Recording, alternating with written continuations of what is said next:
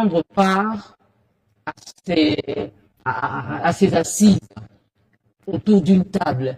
Même ceux-là, les princes Nito, pas vous, hein, les autres princes Nito, les Dorcas, on les a vus aller s'associer à ceux qui adressent la nation.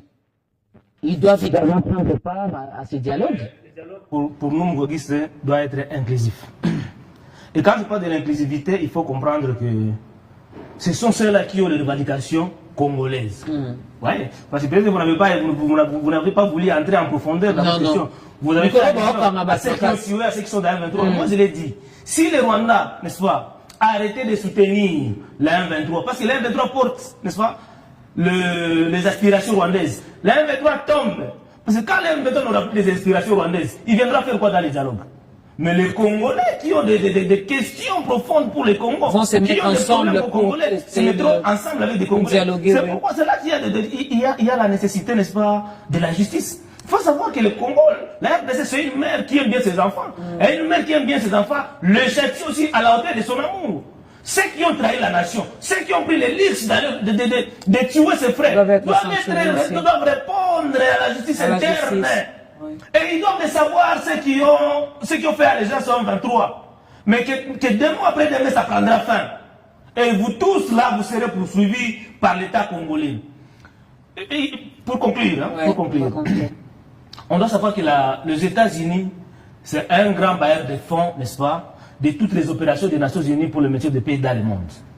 Mais il est paradoxal pour nous, Mgoguistes, que le Rwanda, n'est-ce pas, continue à être un pays contributeur des contingents de l'ONU pour le maintien de la paix dans le monde. Dans l'entretemps, le Rwanda lui-même est un pays qui tue dans un autre pays, dans le pays voisin, la RDC, qui viole, qui occasionne des morts et tout.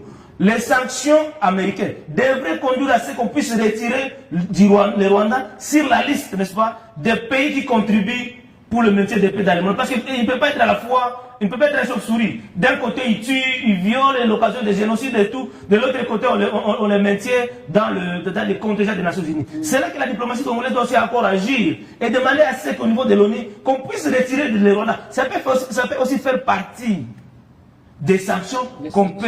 Parce que ça, donc les sanctions ont aussi pour conséquence de jouer sur l'image d'un pays à l'international. On doit tout faire pour que l'image du Rwanda se ternisse afin que le Rwanda puisse être fragilisé totalement et se retirer dans le conflit à l'est de notre pays. Et cela est possible. Si et seulement si nous sommes sérieux, si et seulement si, comme l'a dit M. Marius, notre diplomatie s'activait encore davantage. Il est vraiment temps, moi ma prière est qu'en cette année 2026, d'ici la fin de cette année, qu'on puisse plus parler de l'agression, de la guerre, de toutes ces attaques.